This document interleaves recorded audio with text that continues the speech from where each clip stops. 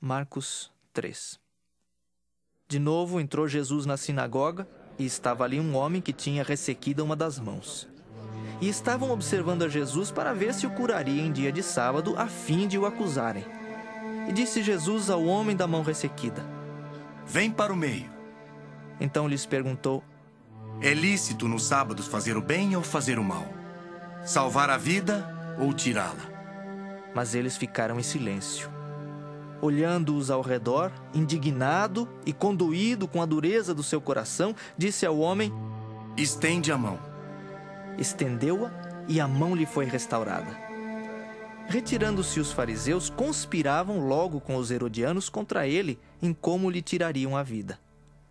Retirou-se Jesus com os seus discípulos para os lados do mar. Seguia-o da Galiléia uma grande multidão. Também da Judéia, de Jerusalém, da Idumeia, da além do Jordão e dos arredores de Tiro e de Sidom, uma grande multidão, sabendo quantas coisas Jesus fazia, veio ter com ele. Então recomendou a seus discípulos que sempre lhe tivessem pronto um barquinho por causa da multidão, a fim de não o comprimirem. Pois curava a muitos, de modo que todos os que padeciam de qualquer enfermidade se arrojavam a ele para o tocar. Também os espíritos imundos, quando o viam, prostravam-se diante dele e exclamavam: Tu és o Filho de Deus! Mas Jesus lhes advertia severamente que o não expusessem à publicidade. Depois subiu ao monte e chamou os que ele mesmo quis e vieram para junto dele. Então designou 12 para estarem com ele e para os enviar a pregar e a exercer a autoridade de expelir demônios.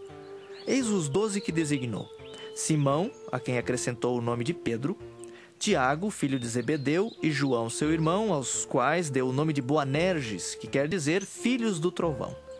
André, Filipe, Bartolomeu, Mateus, Tomé, Tiago, filho de Alfeu, Tadeu, Simão o Zelote e Judas Iscariotes, que foi quem o traiu.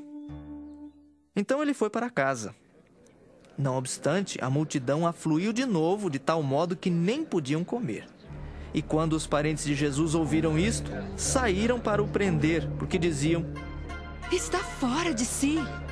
Os escribas que haviam descido de Jerusalém diziam: Ele está possesso de Beelzebu, e é pelo maioral dos demônios que expele os demônios.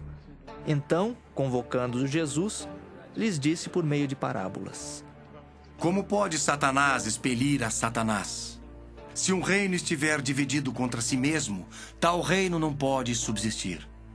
Se uma casa estiver dividida contra si mesma, tal casa não poderá subsistir.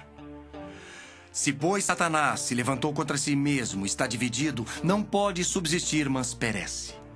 Ninguém pode entrar na casa do valente para roubar-lhes os bens, sem primeiro amarrá-lo, e só então lhe saqueará a casa. Em verdade vos digo que tudo será perdoado aos filhos dos homens, os pecados e as blasfêmias que proferirem. Mas aquele que blasfemar contra o Espírito Santo não tem perdão para sempre, visto que é réu de pecado eterno. Isto porque diziam: Está possesso de um espírito imundo. Nisto chegaram sua mãe e seus irmãos, e tendo ficado do lado de fora, mandaram chamá-lo. Muita gente estava assentada ao redor dele e lhe disseram: Olha, tua mãe, teus irmãos e irmãs estão lá fora à tua procura. Então ele lhes respondeu, dizendo: Quem é minha mãe e meus irmãos? E correndo o olhar pelos que estavam assentados ao redor, disse: Eis minha mãe e meus irmãos. Portanto, qualquer que fizer a vontade de Deus, esse é meu irmão, irmã e mãe.